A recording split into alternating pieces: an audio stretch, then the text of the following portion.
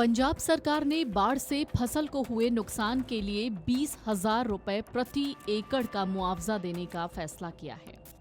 मान ने कहा कि जहां तक बाढ़ से फसल को हुए नुकसान का सवाल है, राज्य सरकार प्रभावित किसानों को 20,000 रुपए प्रति एकड़ का मुआवजा देगी।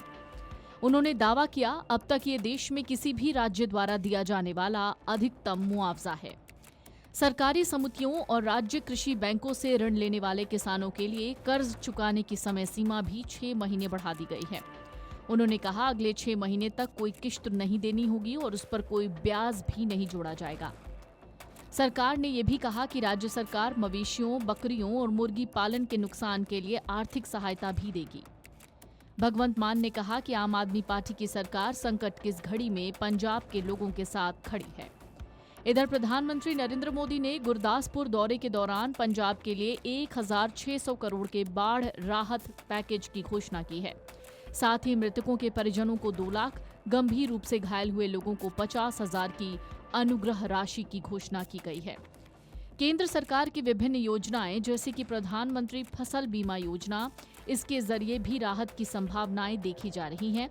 इसके अलावा जिसका खेत उसकी रेत योजना लागू की गई है ताकि खेतों में आई रेत और मिट्टी को निकालने और बेचने की अनुमति मिल सके।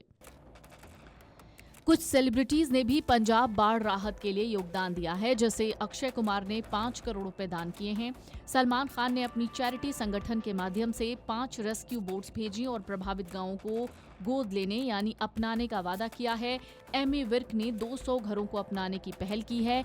इतना ही नहीं, कई सेलिब्रिटीज ने पंजाब के गांवों को गोद लेने की बात कही है और उन्हें एक बार फिर से पुनर्नियोजित करने की बातें दोहराई गई हैं।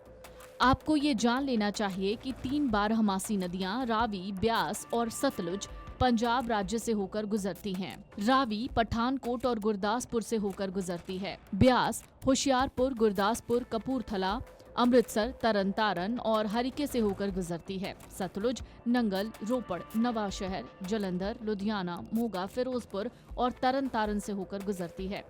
मौसमी नदी घग्गर, छोटी सहायक नदियां और पहाड़ी धाराएं भी राज्य से होकर ही गुजरती हैं। पहाड़ी धाराओं को स्थानीय रूप से चोई कहते हैं। ये नदियां और इनके द्वारा बहकर लाई गई जड़ोड़ मिट्टी पंजाब की धरती के लिए सबसे उपजाऊ होती हैं। ये पंजाब की धरती को उपजाऊ बनाती हैं। सदियों से बाढ़ के मैदानों में खेती फलती फूलती रही है।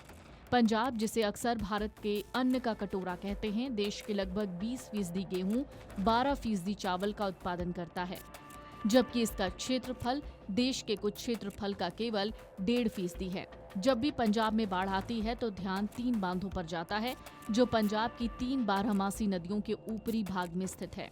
ये बांध नीचे की ओर नदियों के प्रवाह को नियंत्रित करने में महत्वपूर्ण भूमिका निभाते हैं। भाखड़ा बांध हिमाचल प्रदेश के बिलासपुर जिले में सतलुज नदी पर और पौंग बांध हिमाचल प्रदेश के कांगड़ा जिले में व्यास नदी पर है। दोनों बांधों का संचालन भाखड़ा व्यास प्रबंधन बोर्ड द्वारा किया जाता है। फिलहाल पंजाब में बाढ़ की स्थिति बहुत खराब है। ऐसे में बेघर हो चुके लोग इस वक्त ठिकाने की तलाश कर रहे हैं। पंजाब सरकार से लेकर केंद्र सरकार हर मुमकिन कोशिश कर रही है। इन सब के बीच में पंजाब में बाढ़ से पीड़ित हुए किसानों को मुआवजे का ऐलान किया गया है। Video desk amarujala.com।